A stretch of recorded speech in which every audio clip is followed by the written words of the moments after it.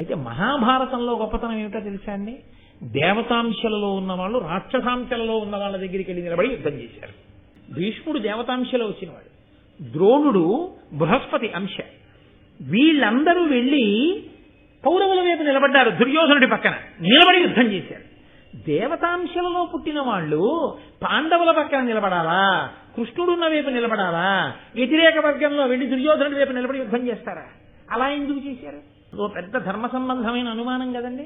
దుర్యోధనుడు యుద్ధానికి వచ్చి నిలబడాలి అంటే భీష్ముడు, ద్రోణుడు, కృపుడు అందరూ వెళ్ళిపోయారనుకోండి, వాడు యుద్ధం చేయడు.